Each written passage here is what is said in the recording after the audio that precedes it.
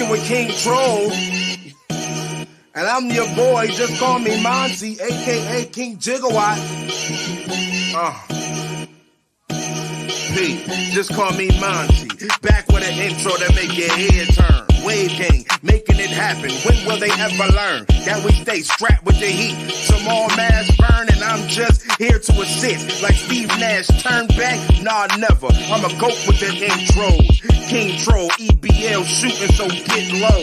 Squad so exclusive, if you ain't, then it don't matter. Right there's your home run when we pitch like a nice batter. This battle rap, and when it comes to that, we go talk. Exclusive battle league, man, they think it's a cakewalk. Until they come to battle and get smoked by a killer. Stop sleeping on the league, bet not come with mad filler. We out here, see I move different, just say the word. Call me David with that slingshot, throwing them angry birds. Yeah, it's King Jigger, I'm just talking, so pay attention. This is just the intro, but me snapping was my decision. Wave gang all day, yeah, you heard what I said. Anybody sleeping on us, we gon' put them to bed. It's wave gang all day, yeah, you heard what I said. Don't get it twisted, dread like you got something to dread. It's wave gang all day, yeah, you heard what I said. Anybody sleeping on us, we gon' put them to bed. It's wave gang all day, yeah, you heard what I said. Don't get it twisted, dread like you got something to dread.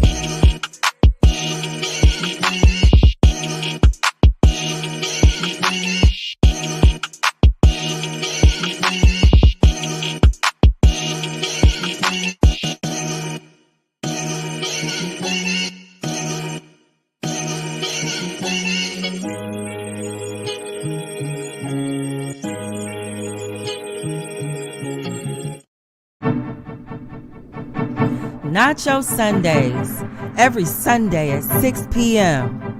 Live on YouTube on the EBL exclusive Battle League Network. Hosted by Fibonacci Brown. Nacho Sundays, Nacho Sundays, Nacho Sundays. Nacho Sundays, Nacho Sundays, Nacho Sundays. Nacho cheese, beefy, nacho veggie, nacho, nacho supreme, nacho Sunday. Nacho Sundays. Where it's not your Sunday. opinion, it's Nacho's opinion. Nacho Hosted by Sunday. Fibonacci Brown. Nacho Sundays. Nacho cheese, beefy, nacho veggie, nacho, nacho supreme, Nacho Sundays. Where it's not your opinion, it's Nacho's opinion. Hosted by Fibonacci Brown. Nacho Sundays. Nacho cheese, beefy, nacho veggie, nacho, nacho supreme, nacho Sundays. Nacho Sundays. Nacho Sundays. Nacho Sundays. Hosted by Fibonacci Brown. Don't forget to go to FibonacciBrown.com to get your copy of Growing Down. Nacho Sundays. Nacho Sundays. Brought to you by the exclusive Battle League Network. EBL.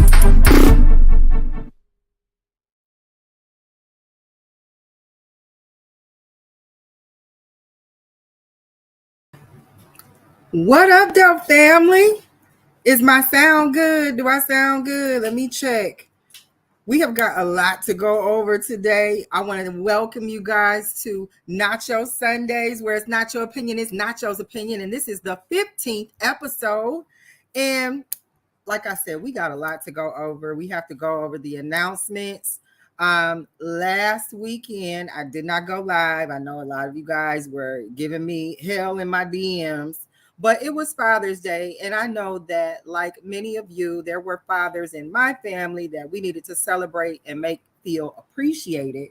So I decided, as I did on Mother's Day, to also take off on Father's Day so we can make sure the fathers and dads got that appreciation. So a very late but heartfelt happy Father's Day to all of my Nachotarian fathers, godfathers, sugar daddies, granddaddies, coach daddies, all the dads, bonus dads, step dads, happy Father's Day to you. I pray that it was a day that made you feel the appreciation you should feel on a day like this. So happy late Father's Day.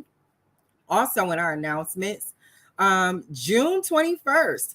Now I know a lot of times when I say June 21st, that can definitely make you think about a lot of different things. But June 21st is not only the first day of summer, but it is also something called the winter or the summer solstice, which I celebrate. And that is the longest day of summer where the sun is in the sky for the longest period of time.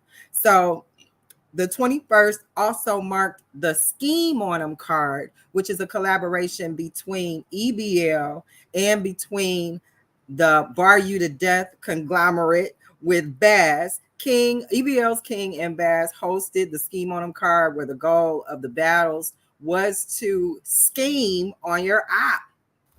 Now, I did have the pleasure of participating in the commentary about this battle along with Goods and Levine. And I'm telling you, there were some talents in that card. I'm not going to go over it completely, but there was some. I saw some people where they definitely got the assignment. There was a gentleman named Nightmare. I believe he used to go by the name Pyro, or he also goes by the name Pyro. But Nightmare got the assignment. He did not come to play with nobody. And also, EBL's very own Greg the Great showed up and showed out. I believe he did win the spot in the Goods tournament. So Goods the Animal gave that spot to Greg the Great. Well deserved. Greg got the assignment. He not only came with the lyricism, but he brought visuals. So if you want to see what I'm talking about, you need to go and check out the Scheme on 'em card on the Bar You to Death and EBL platforms. I'm telling you, it's a good time, good talents. You won't be disappointed. Make sure you guys are pulling up Monday, Tuesday, Thursday, and Friday to the EBL network to catch Wave and Blaze at 7 a.m. in the morning. They have a special show on Thursdays called Tech Thursdays, where they definitely get their nerd on and they talk about all the tech stuff that is trying to take over our world, y'all. So make sure you tune in to Wave and Blaze on Monday, Tuesday, especially Thursdays and Fridays, where you can catch that conversation and be a part of the conversation. They definitely engage the audience and pin the link where you can come up and talk to them and give your opinion on the topics. Also, make sure you're right here at 6 p.m. on Sunday so that you can catch me on Nacho Sundays with Fibonacci Brown. And I want to tell you guys, in today's Nacho, I am definitely going to be doing something a little different. I'm going to talk about I'm going to do the veggie nacho, which you know is our health portion. I'm going to do the nacho cheese, which you know is our money portion. And then I'm going to wait and push out the beefy nacho closer to the end of the segment, because I got a lot to talk about in this beefy nacho, guys. So thank you for pulling up with me. I appreciate you for spending your Sunday with me on Nacho Sundays, whereas Nacho opinion is Nacho's opinion. But let's get into it. We're not gonna waste no time. As far as our cheesy nacho or our nacho cheese, for my nachotarians, you know that this is where we talk about money, where we can make our money work for us, or at least find out ways to make money in a smarter way. And this time we are going to be talking about the situation in Florida. For those in my listening audience who are not aware, there was an immigration law. Now I'm really giving a very surface of this. So if there are additional details, please invite yourself to the chat and get me hip. But from what I understand, there was a law either that passed or that is about to pass regarding immigrants in Florida who, if there is an illegal immigrant in the home of other people, even if those people are documented, they too can be deported along with the illegal immigrant. So as a means to be able to combat or the immigrant population as a means to be able to combat this law, or to let them know, hey, we're not feeling this, they stopped working. Okay, they stopped completely working. That meant that there were homes that were being built that were just untreated wood, stuck together with nails, sitting in the rain, exposed to the elements, being ruined, that were already paid for. That meant that there were farms where normally these farms would have hundreds of employees. One farmer said only 9 people showed up to work at, I think this strike that they were on was supposed to take place June 1st. So let me back up. As a response to this immigration law, the collective population of immigrants decided, you know what, we're not going to work on June 1st. June 1st, we're putting everything down to let them know if this is how you want to treat us, if this is what you want to do, you know, the impact it's going to have on us and our families. We're just not going to work. And I'm not sure who thought maybe they were bluffing, but they didn't work. And they said that they had homes that were partially built that had been paid for, where they didn't have workers to work on them. There was a video of empty farms where farmers were saying, you know, I've only had a handful of people show up, where normally this land is worked by hundreds of people.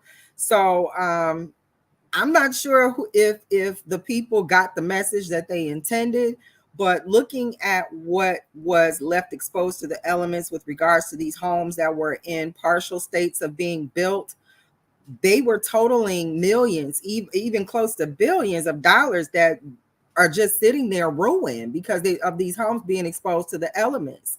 Now, I'm looking in my chat. I see Polo says, that's not true. I'm in Florida. The media lied about people not working, houses being thrown up. Okay, so this is Polo says he's in Florida, and that's not true. Now, I'm going by the videos that we saw where they were showing the empty farms, the unworked or empty job sites for the real estate. They were showing different numbers, saying that this was really costing more money than maybe they had initially anticipated. So my question is, if the population of workers who are the majority for the farms, the majority for the labor force when it comes to the real estate being built in Florida, if they can collectively come together and decide, you know what, we're going to show them that we are not satisfied with what they are deciding to do as far as our leadership when it comes to politics. So what we're going to do is let them know, hey, we don't like this. Why haven't more people decided to maybe try different strategies that aren't monetary to get similar results? Why haven't people who are being mistreated by government, people who are being mistreated by certain factions of representatives who are supposed to represent them in spaces where they can't all be at one time, i.e. our government floors, why don't they choose to maybe impact in ways that aren't necessarily monetary, where you're not saying, hey, I'm not going to spend any money, but to say, you know what, I'm not going to put my energy in this place so that I can get the results that I want. I wonder why more people don't try this. I wonder why more Black people don't try this. I'm going to just throw it out there as a Black woman. Again, this is Nacho Sundays, where it's not your opinion, it's Nacho's opinion. And yes, I said it. I think more Black people need to figure out ways to be heard outside of marching and saying we just not going to spend money. Because on the day that you decide you're not going to spend money, guess what? You're going to turn right around the next day and spend that money anyway. So I'm wondering if this was the effectiveness of what happened with the immigrant population. How effective could we be as Black people to maybe collectively come together to make decisions that impact our representatives so that they better represent us? Is this an option? Or is it like what Polo said? Maybe the media is misleading us to thinking that there isn't anybody at work when there really is. So if the media is doing that, we have to ask ourselves, what do we think would be the motivator behind encouraging people to not work? What do we think would be the motivator to encouraging people to not want to farm the lands? Because when you think about the foods that are grown in Florida, when it comes to the farmland, when you think about how much of your produce gets shipped around the country from places like Florida, that's not a good thing that we don't have people farming that land. That food can go bad. It can spoil. That's not just money in the pockets of the people who own those lands that are being farmed, but it's also food out of the mouths of the people who depend on that food in order to have food at all. They aren't the farmers,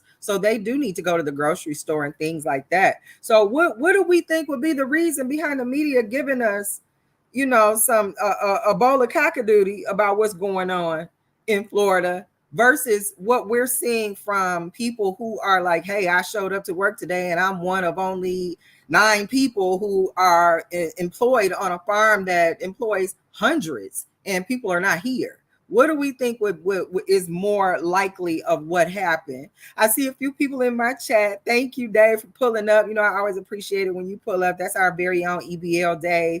And Jay Normus, thank you for pulling up. Jay Normus took part in the scheme on them card, and he did not disappoint. So again, if you haven't checked that scheme on them card out that went down on June 21st, the summer solstice, make sure you check it out. He is a part of that, and like I said, he didn't disappoint.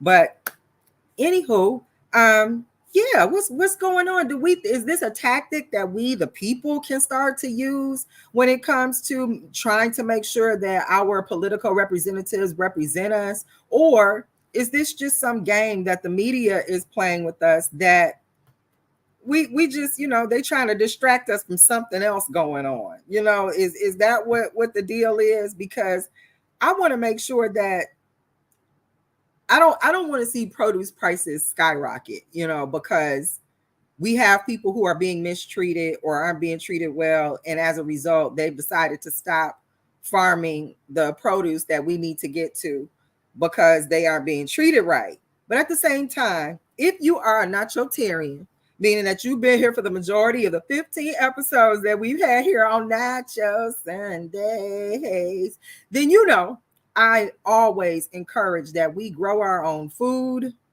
and we try and get our own water sources. So if we have people who are striking, who are not going to work the farms that provide produce to our grocery stores where many of us get our sustenance, do we need to start growing our own food so things like this don't impact us so majorly?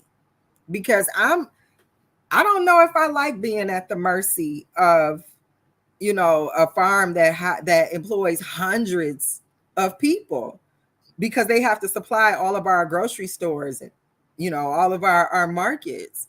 We need to maybe alleviate some of that pressure or take a step back and think about how we get our food by maybe growing our own food so that we're not in this predicament. Similarly, with the housing market. Now, I'm not suggesting everybody go out there and become a builder or a carpenter and start building your own houses. However, when you look at the materials that were used to build the houses that they said were being left and exposed to the elements, where the wood wasn't pressure treated and the rain was making the wood swell and contract, which ultimately renders it useless because it weakens it.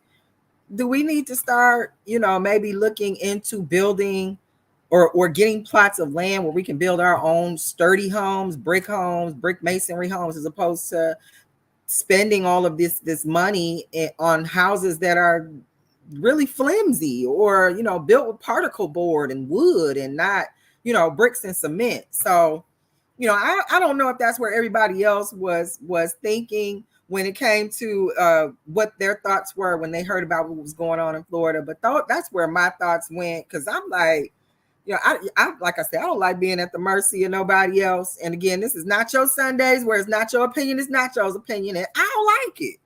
I'd rather build my own stuff. I'd rather grow my own stuff.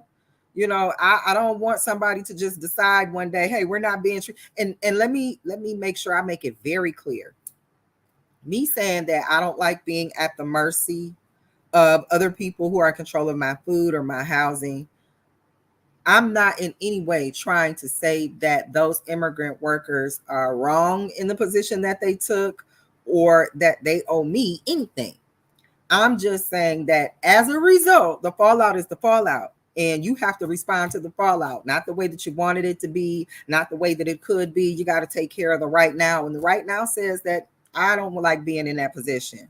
So I'm not for all of that, but I think that it's worth looking into. If this don't make you move, I don't know what we gonna wait on to get going on taking care of ourselves, getting our own sustenance, making sure we got us. I should be able to talk to my neighbor and say, hey, I'm short on tomatoes, but I got some, lettuce. Do you got some tomatoes in your garden, until I can get my next harvest or something? You should be able to do that. It shouldn't always be you have to spend all this money or spend gas money driving to a fresh market to get the non-GMO foods, or even have to go to the grocery store, stand in line, blah, blah, blah. You should be able to at least get some, if not most of your sustenance from your own yard. So this for me is just confirmation of what I've already said that I need to do. I'm trying to get plots of land, collective, together, so that I can start farming and growing more and doing more when it comes to taking care of myself. I don't like depending on people for my food and water. If you ever want to short a people, short a collective, choke a community, cut off their food and water. That'll definitely bring people out to be like, hey, wait a minute. Folks that ain't came outside in years and start peeking out the door like, where the food, where the water. So I don't know. I'm trying to determine if this was a tactic that was it smart? Was it a smart idea to do this? Because I'm not sure that it got the results that they were looking for. And I do also know that if a labor force is pulled out in one aspect, there might be people who are waiting for an opportunity like that so that they can fill in that gap. So I guess my question is, to the immigrant community, did it work? Did it work? Did it help your situation? Was it worth it to, sacrifice what you did when it came to the real estate that people had paid for, and now all of this money is down the drain? Was it worth it to not do the farming that day, and now you might have produce that may have suffered as a result? Was it worth it? I'm wondering, because the impact of something like that was, or could be, all over the country. It could be, depending on what's shipping in and out of there. It could be. So I don't know. This is Nacho Sundays, where it's not your opinion, it's Nacho's opinion, and I'm not sure it was worth it. I'm not sure that it was. It as my hubby would say, I'm not sure the juice was worth the squeeze. Okay. Miss Vicious is in my chat. Greetings, beautiful. Thank you for pulling up to Nacho Sundays, our 15th episode, where it's not your opinion, it's Nacho's opinion. I have our scripture and volume is in our chat. Thank you so much for pulling up. And scripture says it was best to act than to not act at all. Now, you know what? I get that, because at some point you do have to let people know, hey, you're messing over me. But was that the strategy? I guess is what I'm getting at. Was there something else that could have been done to send the message, that, hey, this is not what we want when it comes to representation of us, and you need to do better, political representative. So I get what you're saying there, Scription. I can see that. I'm wondering if there was a better way to go about it, if there was a more strategic way to go about it that could have garnered the results they were looking for. And again, what were the results? Did it work? That is what my question to the immigrant community who were impacted by this law in Florida. Did it work? Did your strike work? Did your no work June 1st day work? Let us know if you are a Nachotarian in the viewing sphere and you get this question. Please make sure you circle back to Nacho Sundays and let us know. We would love the feedback so we could talk about it and devour it in our Nacho, and let everybody know how it's going down there in Florida. Speaking of, I do appreciate Polo for pulling up. He said he is in Florida. One of his comments, this is an election year. DeSantis was the top Republican at the time. So to destroy him, let's say people not working, it's off. I get you. Okay, so for those of y'all who didn't understand quite what I read right there, Polo is saying basically this is an election year, and in order to add up the strikes against this DeSantis candidate, there needed to be something circulating negatively about people working when it came to these homes and the farms. So I asked earlier, I said, what would be the motivation for doing something like that? And I think you just got it right there in what Polo was saying. It's an election year. When an election year, people do some wild things just to be able to garner your attention, take your attention, get it focused on them and not on somebody else who might have their position in the political race. So I can see what you're saying there, Polo. But again, I'm wondering if our immigrant population actually got the results they were looking for from doing what they did. Did it impact the election in the way that maybe this could have been strategized to do? I'm not sure, but I guess we're gonna find out during the election time. I think Dave was trying to come up here for a second. I'm not sure. I'm gonna add him to the stream and pick on him a little bit to see if he's not gonna unmute his mic. Well, thank you, Dave, for pulling up. I appreciate you coming over to Nacho Sundays. Here he is. Dave, everybody. Hey, Dave. Hold on. Let me do this right. Hey, everybody. How you doing? This is your boy, Dave, EBL Dave. Reporting to you live and directly from that EBL network. You know what I'm saying? We're on That's Nacho right. Sundays, exclusively on that EBL network. You understand me? Salute to everybody that's in the building. Mr. 21, Miss Vista, Yay. Mr. Polo, Mr. Suburb. Salute to everybody. Nachi, how you doing this? How you doing this afternoon, this evening, I should say? I'm doing amazing. I'm having a great Sunday so far. Uh-huh. And I have got a juicy, beefy nacho to talk about today. Hey, yo. Don't go there, Dave. It's a family show. I ain't playing with you. Anywho, you're gonna have to stay up here now that you're up here. I'm gonna talk a little bit more about what we were talking about on the last episode.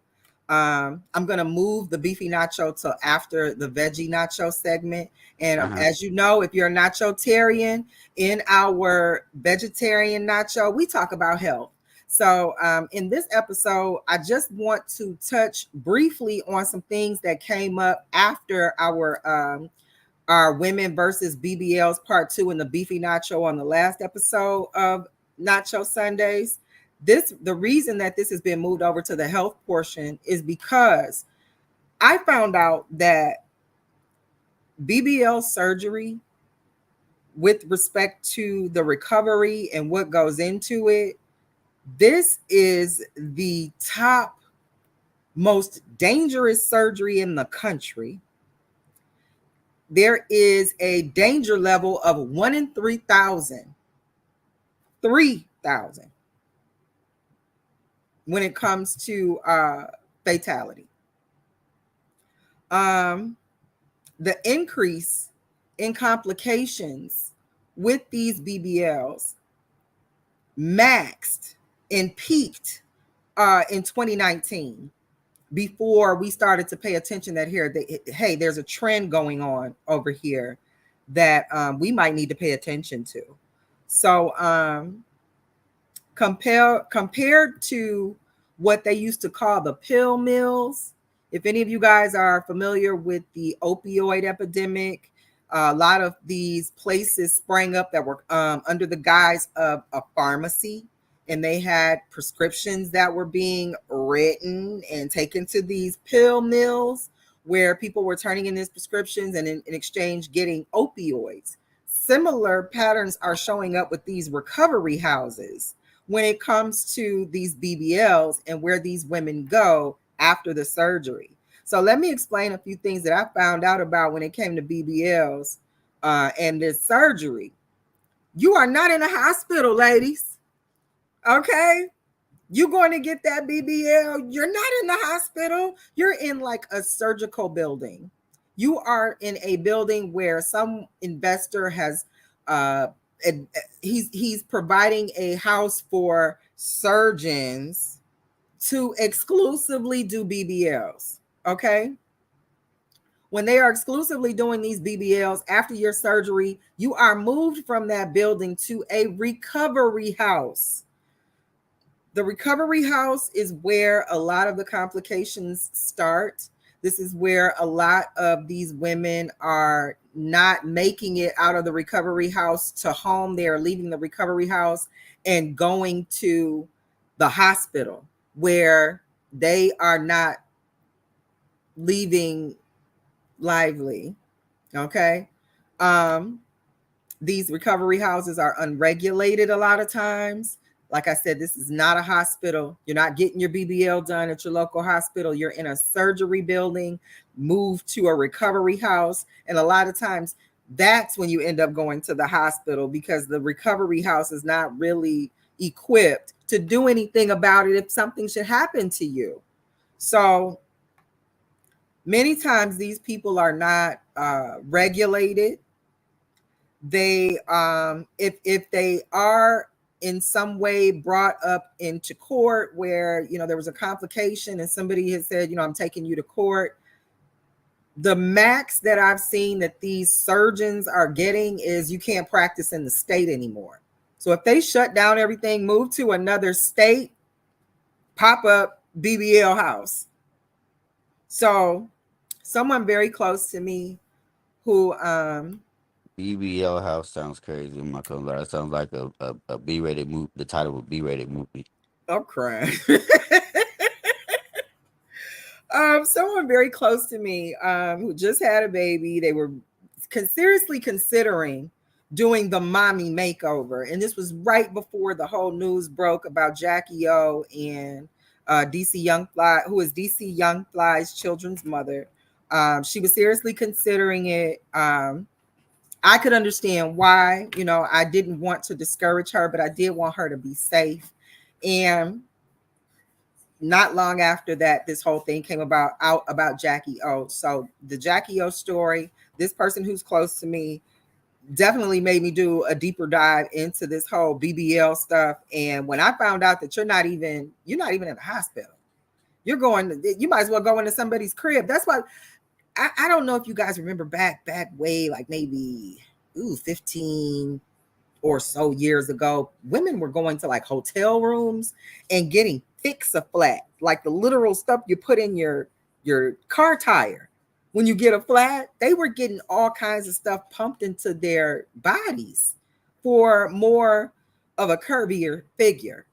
And those women were suffering complications. There was a doctor, I think she made she topped over $1 million in profits when she was doing like these hotel things, but she ended up going to jail for that. So I don't know what happened between the stopping of the regulation of these fix-a-flat BBLs in these hotels up to about 2018, but it seemed like late 2018, early 2019, right when the onset of the pandemic, there seemed to be this more downsized, I don't want to say unregulated, but just not as tightly monitored process of having a BBL going on, where you start to see you used to have to pay tens of thousands for something like this. Now for 3 payments of $19.99, you too can have a BBL. So it automatically made me nervous That's because all. I'm finna go get one right now. You know what I'm saying? Dave, you get a BBL, we going live from your crib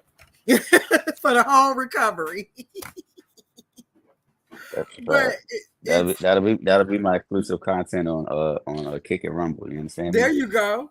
But do you see what I'm saying? How it seemed like it within the last few, maybe 4 or 5 years, there seemed to be this uptick in the dangers of BBLs, like the skill of what's going into making these BBLs happen. It's totally seems like it's fallen off. That was another thing.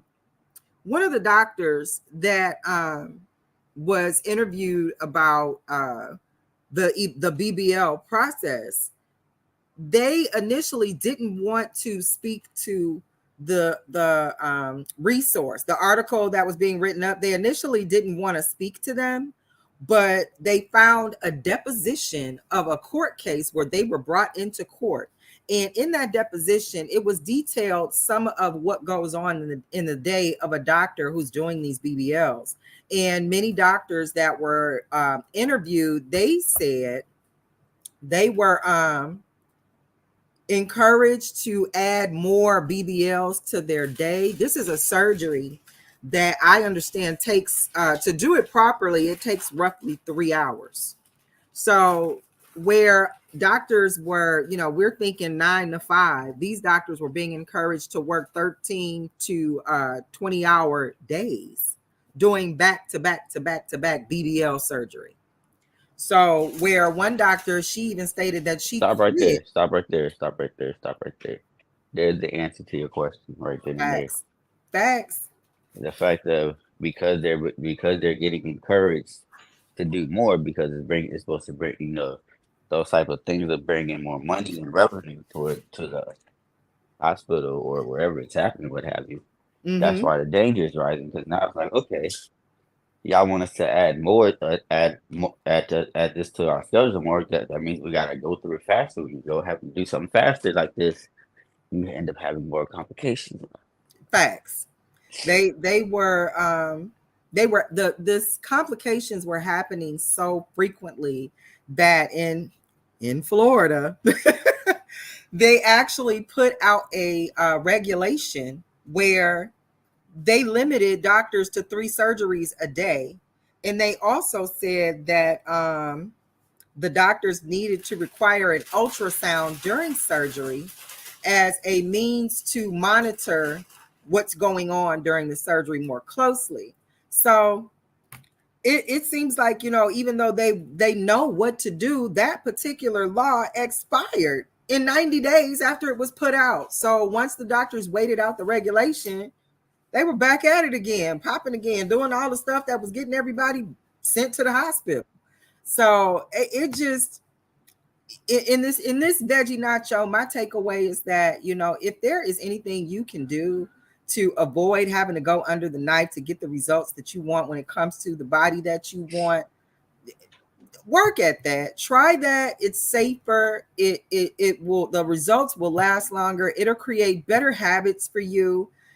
Going under the knife to do something like this is not a instant, add knife and mix. Like, it's not. I can't say, my hubby and I used to own a gym, and I cannot tell you how many women would really think that you can just target one area and nothing else. Like, they would just come in, I just want my belly a little flat. And it's like, you're 240. That's not happening. Like, that's just not happening. So when you commit to doing the work, the results you want will last longer. Your body will actually start to work for you. Like, once you teach your body how to burn fuel, it'll do it. But if you don't put in the work, you might be in a situation where you think that going under the knife is a better option, when I'm seeing women who aren't even fully they aren't done getting their womanly curves. Like, there's a whole, ladies, you get a whole new set of curves at like 30. Okay. I don't know if y'all know that, but you have your puberty body, where your hormones are going crazy, and once the hormones settle out, you get that body. And then as you mature, as you go into womanhood, you hit your like 30 to like 28, 32, you get a whole new like outer layer of adipose tissue that redistributes over your body, and you get like a whole new set of curves. So training your body to be toned and look the way that you want it to look can be achieved if you work out, commit, eat right, take care of that pristine machine of a body God gave you, and not be so quick to let somebody who's just trying to make a dollar get over on you by cutting you open and doing things to you. These people are not seeing the value in your life. They're seeing the value in the money you give them to make you look like an avatar. This is not your Sundays, where it's not your opinion, it's not Joe's opinion. I said it, you're funny looking. So rather than go through all of that, go be a baddie and hit the gym. Please. Like, it's too many of us thinking that that's the answer, and we come out just worse than we went in. It's not healthy. It's not necessary. And don't get me wrong, there are women who have gone and gotten these BBLs and they look amazing. They do. But it's not a quick fix. There are health risks involved. And I just want to make sure that you guys are taking your health serious and looking into these things deeply before you make a decision to just let somebody cut on you and shape you into whatever. Okay. Right now, we are going to take a small break. We are going to go over to some of our sponsors. And when we come back, we are going to get into our beefy nacho. And I told you guys the beefy nacho is a special episode. We are going to be going over the recap of the Rumble in the Midwest. Y'all, this event, I was there. I'm going to tell you because I was there. We're going to talk about it. I'll see you guys in a few minutes.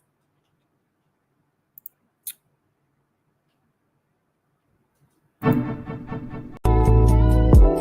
are now listening to the NACHO podcast, brought to you by the EBL Network.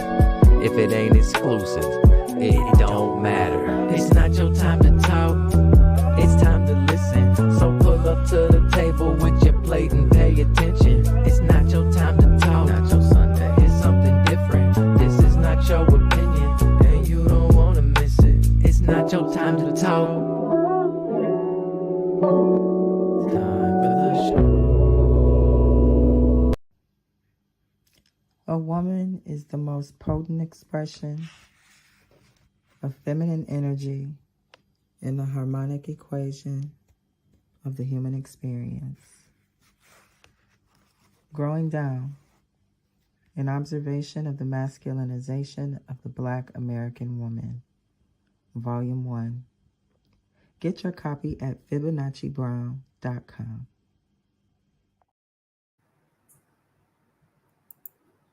And we're back. Thank you guys for pulling up to Nacho Sundays, where it's not your opinion, it's Nacho's opinion. And this is the 15th episode. I'm excited. I hope you're excited. And I know you guys saw that commercial. Before we move any further, make sure you do stop by FibonacciBrown.com. I am an author. I have written Growing Down, the observation of the masculinization of the Black American woman. And I want to make sure that you guys are checking me out and getting your copy of my book. I will autograph it for you if you ask nicely. But in addition to the clothing line that I have, which is Nachi Brown Mathematics, the book that I have, Growing Down, I also have an album coming out this summer, Scription Volume 2 with my better half, 2-1 Illuminous. And y'all, listen, if you into maturated mind music, if you into substance, if you want to feel like you are supercharged after you hear some music, make sure you pick it up this summer. Anywho, let's get into our beefy nacho. In the beefy nacho, this is where we talk about conflict wherever it may exist in the world. And this time where we landed to talk about conflict and beef is at Bar Wars. Bar Wars had an amazing event last night. The Rumble in the Midwest. This event was a live event in Detroit, and you guys know I am a Detroiter. What up, doe? So when there is an event that I can make it to, I do try to show up and be a part of the festivities. And this event did not disappoint. Okay, this was hosted by Real Deal, Marv One, and the very beautiful Seabree, the lyricist. Listen. First of all, I had an opportunity to meet Seabree, the lyricist. Now, I don't know how it is for you guys, but I have only seen this woman in my computer screen. I've only seen her when she is treacherously battling somebody on my screen in the computer. I haven't seen her in person. When I tell you to see this beauty in person, she don't even look real. Like, sis, what are you doing with your skin? That stuff is flawless. Like, it is. She looked like walking chocolate. Just a beautiful woman. She did an amazing job hosting last night. She was alongside Marv One of my dear buddies. I back in the early days of Detroit hip hop. Marv was definitely a part of that scene. I was definitely a part of that scene. And it was like seeing old family just to lay eyes on him again. I bump into him around the city, but it was really good to see him at an actual event. It just was made me nostalgic about old times. And Real Deal, of course, hosted the event. They all did an amazing job. Some more faces that were in the house that night. Quest McCody. Quest McCody is also a part of that legendary Detroit hip hop scene. He was there. He was not. He did not perform or anything, but he was definitely in the house. And the battle had, I believe, 7 scheduled battles, but I believe only 6 went down. So let's get into that. I see Dave has joined me. I want to shout out Bar Wars and thank you guys for an amazing event. They were very accommodating. It was an intimate setting, which I really liked. I did not know what to expect in such an intimate setting, but the energy in the room was just perfect for what was going on. I had a great seat. I was literally kitty corner to the pay-per-view. Cat corner. Cat corner. Is it cat corner or kitty corner? Cat corner. Okay, I was cat corner. To the pay-per-view cameras, which meant that I had a very good view of what was going on because I could see what the camera could see. So I had a very good view of all the battles. And man, listen. Go ahead, talk about it. Okay, so like I said, there was a battle that did not go down. I believe that battle was Snow versus Matt Tisdale. That did not happen. So to kick off the event was let me make sure I say his name correctly. Viper versus Joey Linwood. Now, Joey Linwood is another one who I've only been able to hear of him, participating in other battles around the city of Detroit, or see him virtually as far as being on Twitter or something like that. I hadn't heard of Viper, but I did get a chance to see these guys. They went first last night. They were okay. It was an okay battle.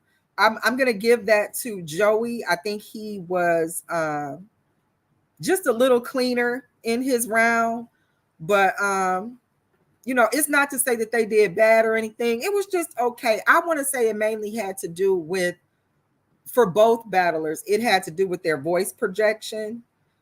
Even though it was an intimate setting, I think they needed to project more and be clear in that projection, both battlers. So if I had to, weigh it between these two, I would definitely give it to Joey Linwood. I want to say next was, let me see. I could be wrong, but I think next was Dale Fresco versus Troit. Now, for those of you who don't know who Troit is, Troit, which I'm sure comes from Detroit, is the younger brother of Marv One. So it was a pleasure to see him, because when his brother was his age doing what he's doing now, we're talking many, many moons ago, early Detroit hip hop. So to see his little brother come up and I'm not going to say follow in the same shoes, because trust me, Troy has a style all his own. If you hear him and you hear Marv, you're not going to think they're related. Like, they are equally dope in their own aspects and respects. But Troy was battling Troy was battling Dale Fresco. And Troy, I don't think Dale was ready for a battler like Troy. Troy is not going to let up on the confidence. He's definitely going to let you know that he's very comfortable with the material. He's very comfortable in the room, and he knows how to read the room and transition his bars accordingly so that there is no loss of momentum. And I think that Troy did that better than Dale did. Dale had his moments. Don't get me wrong. There were moments where the crowd definitely gave him the support, but I just think, Troy's lyricism, delivery, that they immediately projected where I feel like the first battlers didn't. Like you could definitely hear, and this is both battlers. This is Troy and Dale. They both projected in a way you could hear clearly what they were saying, what they were doing, the nuances and the energy of what they were saying made it made its way to land on the listener the way that I think it was supposed to. So I was glad about the projection that they had in their delivery. But Troy started brushing his hair, okay, mid round of Dale. So, tell me you won without telling me you won. He definitely ate last night. So I'm going to give that round to him, needless to say. And I think, was it third? I want to say third round was T. Clark versus Hostile. Now, real quick, before you, I got a question. Oh, I'm sorry. Am I going too fast? A little bit. Okay. Slow down. Nah, real quick question, right? So who do you think would win in the match? Troy or Marv, man? Who do I think would have won between who? If Troy and Marv battle, who do you think would win? If who battled live? As Marv or Troy and Marv and Troy battled each other, who do you think would win? Oh, if the brothers battled? Yeah. See, I'm not doing that. Why not? I live in Detroit. I can't do that. Hey, I'm just asking you. Like, do you think Troy would win because I'm gonna say this. Okay. I wouldn't necessarily pick a winner between those two. Like I said before, they definitely have styles that are dope and independent of each other. If I absolutely had to pick, I'm gonna have to say Marv. Okay. And the reason I say that is I don't want to say that to take anything away from Troy. But when Marv has been dope since 8 Mile. Like there's no, you know what I'm saying? There's no fall off. He's you don't have 8 Mile came out 2003. So we talking 2013, we talking 20 years ago. You don't just, you don't forget how to ride that bike. And Marv didn't. He don't. So I don't see him leaving back behind that experience and his in Detroit being able to compete with that once Marv gets in that experience bag. I think he can definitely see him lyrically because he's been around it. Like he's probably knows the lyrics and the way to deliver it, but I don't see Marv being the kind of person he might have taught his little brother everything his little brother knows, but he didn't teach his little brother everything he knows. So is Detroit style more like the modern era style? Yes. Okay. Yes. Okay. Detroit has a very very conversational way of delivering his round. It has a lot of energy in it and it's relatable. Okay. And I think that where you see an excitement in an artist like Troy, Marv is going to lay back and blow a cigar on you. He's gonna give you the OG of it. You know what I mean? Okay. And I just think I think the OG is gonna quail, the whippersnapper every time. So if I had to choose, I would go with Marv. I would put my money on Marv, but like I said, it's not to take anything away from Troy. He's upcoming, rising quickly, and that flame is hot. Like he's definitely did his thing yesterday. So was that the first time? That's the first battle you've ever seen from him? Or you think other battles? No, I've seen other battles from Troy. I just had never seen him live. Oh, okay. So, and that's another thing. This battle for me last night, I'm a unicorn, y'all. I come out once every 700 years. If you spot me out in public, take a picture. It's going to be another 100 years before you see me again. Anywho, when I came out there last night, it was so nice to see faces that I felt like only live in my computer. Like when I took pictures with Seabree, when I saw a real deal, I've only seen these people hosting battles or in battles, and to like lay eyes on them in an intimate setting live. The energy was dope, the vibe was dope. Like it was nice, and to see Troy, go in the way he went in flawlessly, like he executed. The confidence was there. I know he was proud in front of his brother. Marv definitely was behind him, backing him with his other brother from another mother, Quest McCody. So everybody put the support in the room. It showed up. And Troy definitely embraced it all and delivered last night. So I'm gonna give that round to him for sure. Okay. So Um, I said okay. So he was out there cooking. Then he he had the he Mark definitely he had let the us Mark know what was up for the rest of the night. and he had the Marvin Quest gas behind him. Oh Man, yeah. listen. So that was like that was the battle that let us know it was about to turn up. Okay. Uh-huh. Then now let oh goodness. Okay. Okay, y'all forgive me. Sub is in my comments. I appreciate you, Sub. Sub and I go way back. He is definitely a part of that early Detroit hip hop scene. So, we go back like four flats. And Sub is telling me there's a tornado warning in the area. So I appreciate that, Sub. If you guys hear thunder or see any flickering of the lights, y'all know what happened. Sub then told us it's a tornado warning in the area. So thank you for that. And thank you for pulling up Trap Buddha.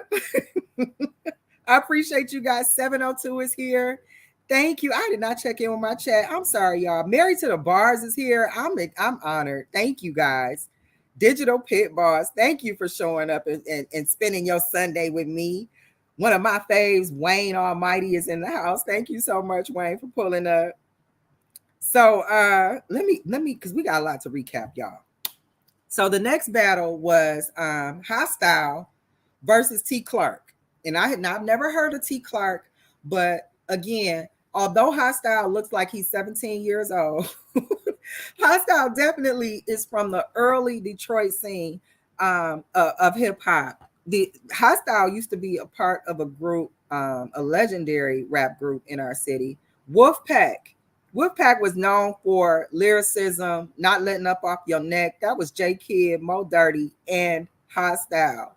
And when I tell you the name fit then, like we knew back then, anybody but Hostile. We don't want no parts of trying Hostile. When I tell you that man has not missed a beat, it was so nice to see him perform, go in 30. He never let off the accelerator. Hostile got in the car and floored it. I felt bad for his opponent. He first of all, I think his opponent had on turquoise. Hostile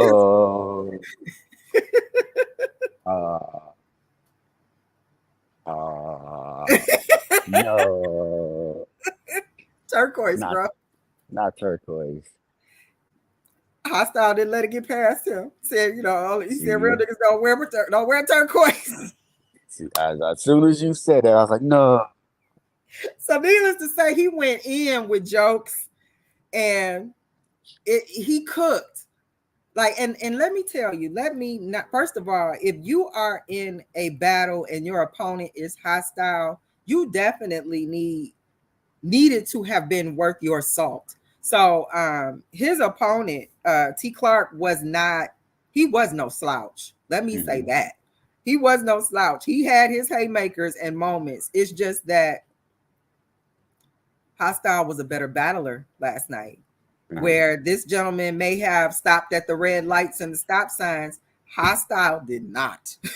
And Jesus. he went in and cooked, and it was it was like seeing my old friend, like, oh wow, this is taking me back, like he still cooked, you know what I'm saying? Like it was just so nice to see him go in and kill it, Right. so I was excited to see that. I was excited to see just that he hadn't lost the touch.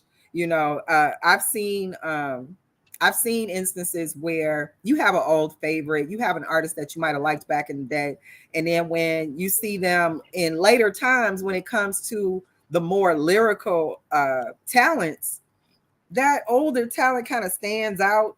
It makes it dated Yeah. material, or at least the way it's being delivered comes off dated. So Hostile didn't miss a beat. Like he just, it warmed my heart. I feel so proud.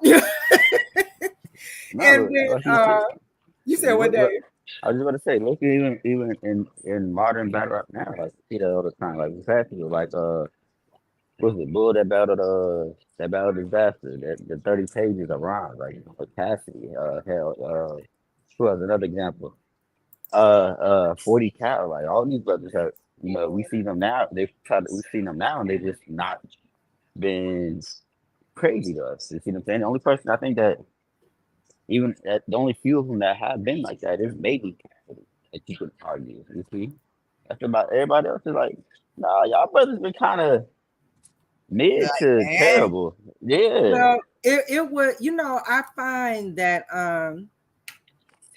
battle rap, because there are some nuances of battle rap that we have to accept in order to kind of see why it moves so fast. hmm, And when you listen to battle rap, you have our battle rappers, they you don't really hear them on a repeat like you do a rap song, right, so to speak. So you're waiting for the next battle, you're waiting for the next time, they battle someone else, and then every hmm, time they are battling, it's different. It absolutely has to be different. It's not like they yeah, can take the rap they said to the last battle to the new battle. So hmm, when you think about it like that, we literally, as listeners and consumers of battle rap, saturate our ears with the hmm, nuances, the word plays, the entendres. We hear it so much from so many people, to where the minute something sounds not so pizzazzy, it stands out. It's the sore thumb. You know what I right, mean? So when you hear somebody who's a familiar, but they can hang, and then not only are they hanging, it's like, no, you still better watch out. This person is still a threat 20 years later.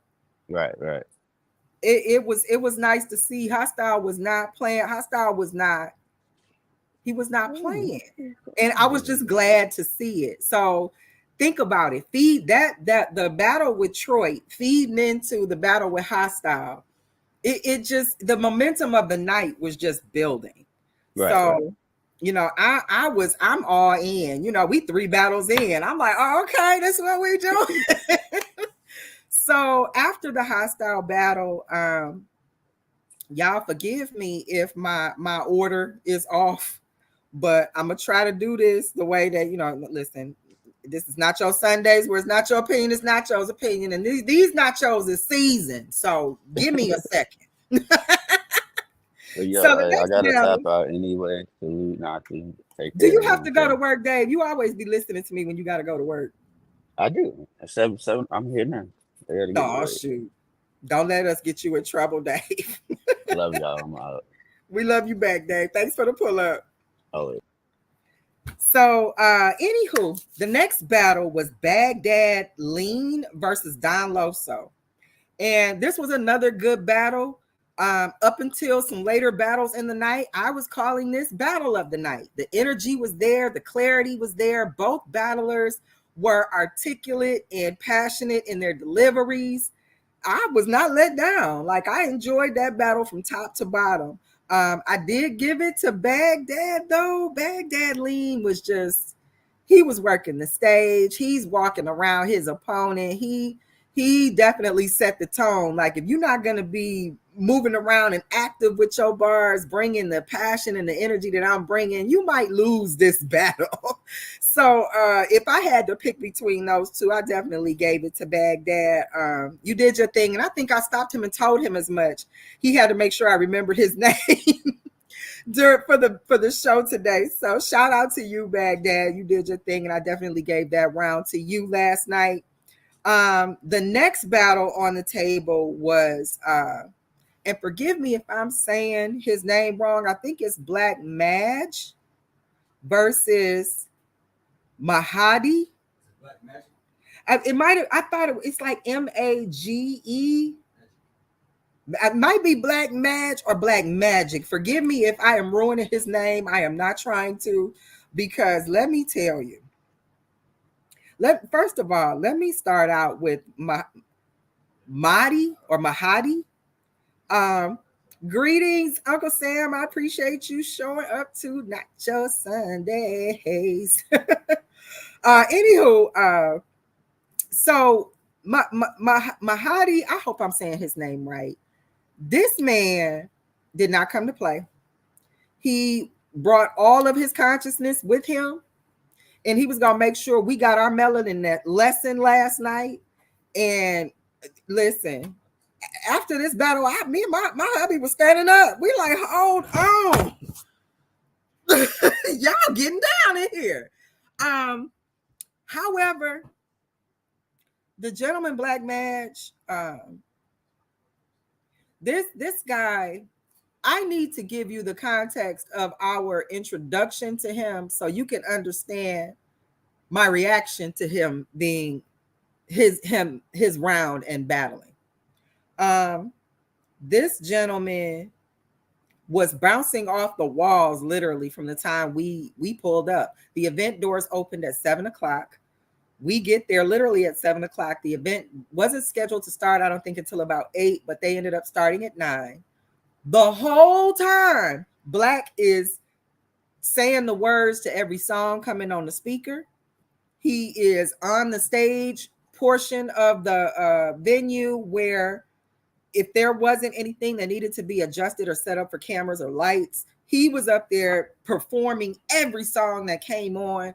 And, me and hubby sitting there like, maybe he just, supporting somebody. Like, he hype. Like, they got the right hype man because he hype. When we saw he was battling, we both sat down on the edge of our chair like, oh, I'm here for this. Like, and let me tell you, his energy did not disappoint. This young man spoke like he talks. He had an educational conversation with you. This matchup was perfect. The consciousness intellect matched with the intellect. It definitely, for me, this was battle of the night. I thought they brought enough of the mind games to keep me completely engaged. I know for a fact some of the stuff that both of them said went over heads, but I know for a fact a whole lot of that stuff landed because the cheers and responses to the haymakers were literally nonstop from both gentlemen.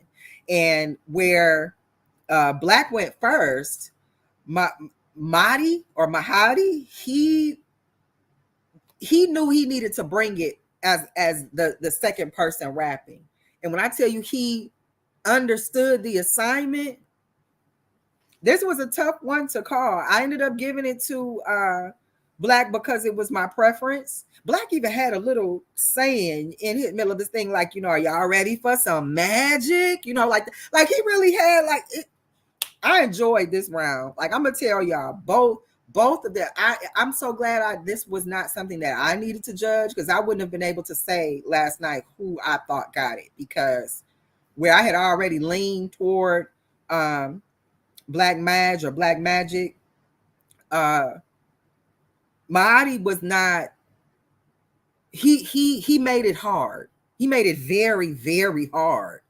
I would love to see them again, like in a rematch. And I'm not one for rematches. I don't really. You battle, you lose. That's it. That's all. So, but I would sit through that again. Like, I can't wait until Bar Wars drops the footage. If they drop the footage, I can't wait to see that again. Like, that was battle of the night for me.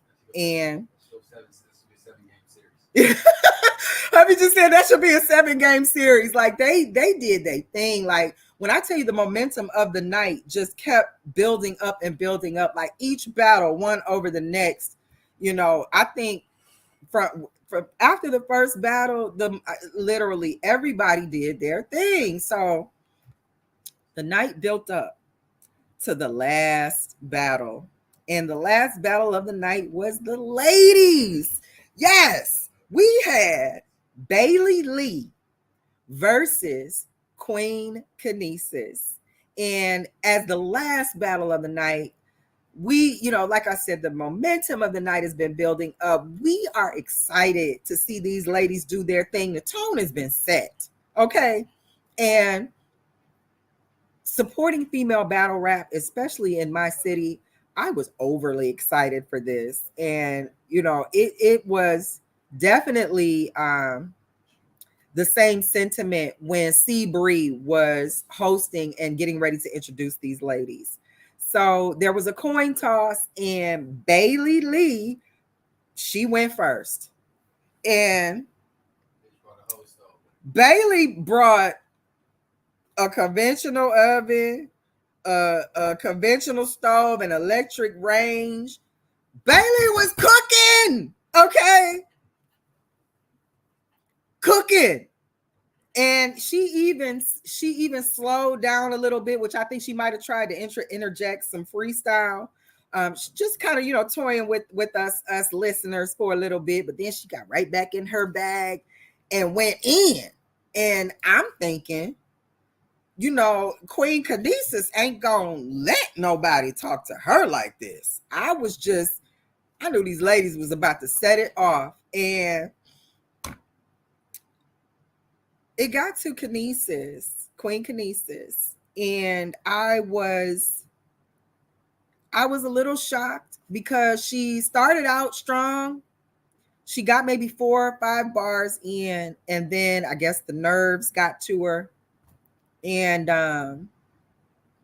they encouraged her, take it back, let's start again. And she started again, and she stopped at the same, 5-6 bars in, and it was just like her nerves got the better of her. And when I pulled up to the venue at 7:00, this woman was rehearsing her round.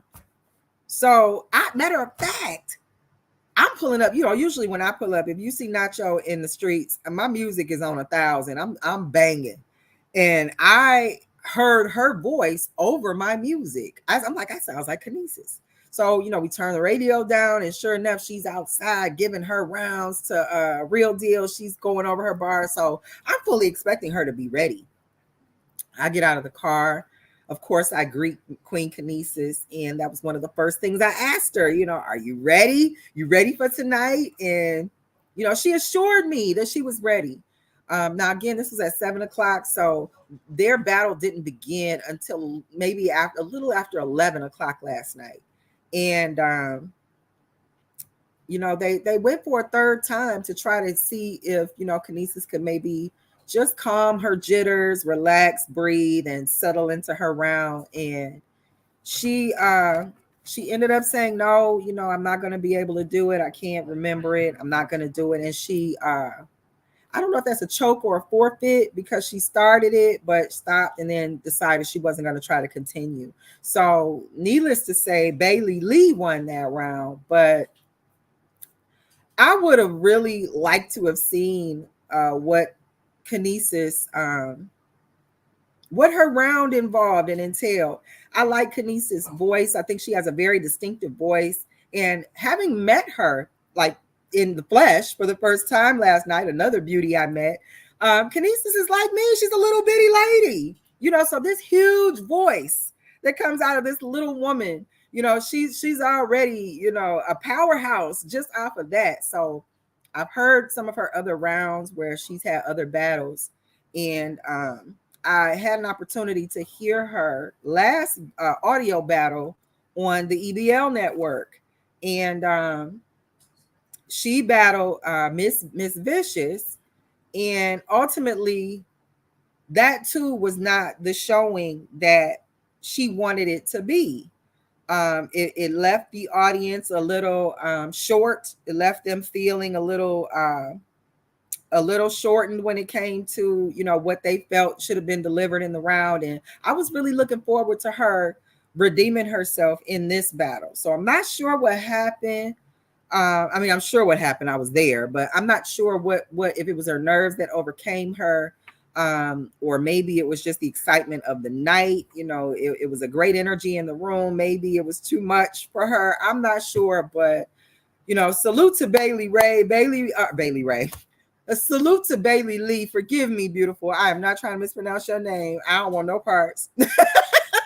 But beautiful Bailey Lee took that round, and even if Kinesis would have got her round off, please understand that Miss Bailey Lee still did her thing. She didn't. I'm not going to say that she only won this round because Kinesis didn't finish her round. Bailey Lee delivered a dope round. She cooked, like she brought the buffet with her, like she did the cooking for real. So shout out to her, salute to her. I see Oflo is in my chat. How you do, Oflo? That's how he salutes me as Brown. So I'm like, Oflo. Every time he puts that Brown in my chat, I always think about leaders of the new school when they're like, who's that? Brown. I'm old, y'all. Forgive me. Anywho, this is Nacho Sundays, where it's not your opinion, it's Nacho's opinion. And like I said, leaders of the new school, Brown, and anyway. This event last night was an amazing time. Bar Wars, salute to you. Salute to Troy. Great event. Salute to Marv One, Seabree, and Real Deal. You guys did an amazing job hosting. Please keep me in the loop for the next one. You know, I'm a Detroiter. I don't do a whole lot of traveling, you know, but that collective right there, you know, I'll come out for you guys. Marv knows that. I'll come out for you guys. And please, if you have my Instagram, check out my Instagram. I got some pictures there that I took of the night before. Some of you guys are friends with me on Facebook. I have pictures there as well. I don't know. How tacky is it if I try to show y'all pictures in my phone?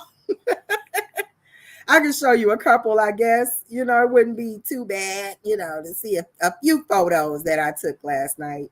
Because we had a great time. I really enjoyed myself. I didn't think that, I'm not going to say anything. I hadn't been to a battle rap event really in a very long time. Like, I can't remember the last time I went to a battle. So just being able to connect with some familiar faces, Hostile, Quest McCody, Marv, you know, it felt like Lush Lounge days. Like I felt like this was back in the early 2000s, y'all. It was really a great vibe, a great feeling. And you know, if y'all can see this kind of sums up the vibe of my night. That's me, that's Hubs, that's Marv One, and we had a great time, y'all. So I'm definitely going to try to pop out to the next one. Shout out to Bar Wars. If you catch the show today, I hope you guys know that, yes, it was an amazing time. I want to be at the next one. I want to say Troy told me something else is going down in 2 weeks. So I'm going to keep you guys posted on that. You know, I'm a Detroiter, so I got to stay on top of those things. Also, before I get out of here, as always, here on the Nacho Sunday Show, we do a Nacho Supreme. And in the Nacho Supreme, we talk about knowledge nuggets, things we can do to help us get through this thing called life, things that we wish somebody would have told us when we were younger, and stuff that just makes this thing of life easier. And in this Nacho Supreme, we're going to talk about discipline. I'm not going to talk too long about it, but discipline is key. If you have to be able to discipline yourself. Let me start again. You have to be able to discipline yourself. Now, many times when we think about discipline is something that we get from other people. Somebody has to discipline us to correct our behavior. But discipline is also being able to correct your own self, being able to do the things that you know you need to do in order to get the outcome you want. So if you want to lose weight, you want to slim down, you know that there are things you need to discipline yourself to do in order to reach that goal. Maybe you need to change up your diet. You got to discipline yourself to eat differently. Maybe you have to work out. You have to discipline yourself to set a workout schedule. Discipline is going to be the key between you and your goals. So in a nutshell, discipline yourself. Make sure you do the things that are necessary to make sure you get to the success you want. If you have to, I'm an artist, I perform, I have music. I know that before I hit a stage, I need to rehearse. I know that I need to go over my movements if I can. I need to make sure that I'm on time with the things that I'm saying so that the gestures make sense. I have to do sound check. I have prerequisites that I need to have in order to make sure that my performance comes out the way that I want it to come out. All of that takes discipline. I have to do this myself.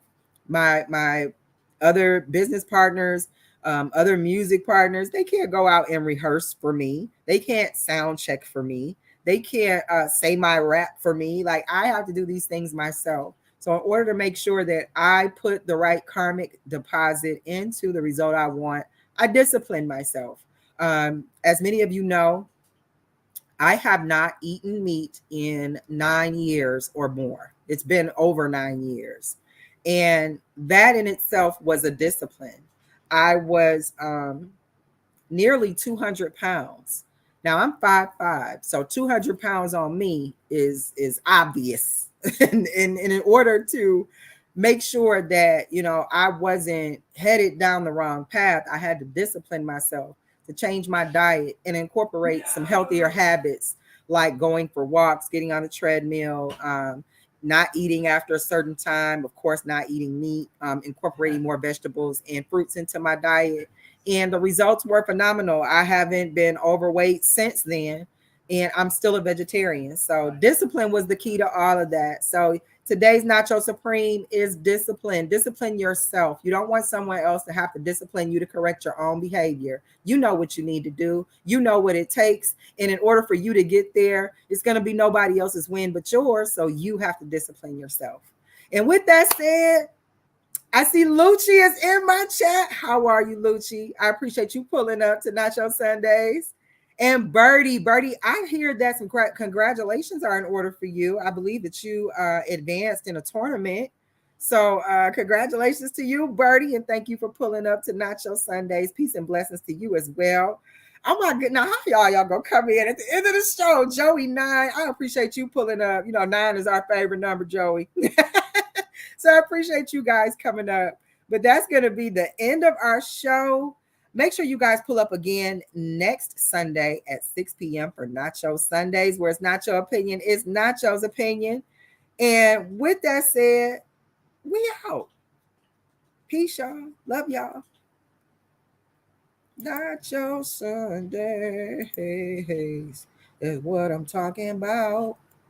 Nacho. We appreciate everybody for stopping by. Make sure y'all hit that like and subscribe button. And don't just watch the battle. Be part of the battle. All you got to do, look in the description, click the link to the Discord, be part of the audience live.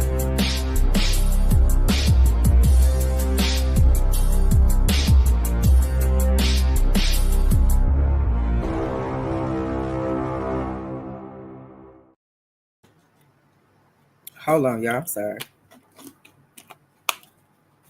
Y'all always catch me getting that water. Bye, y'all.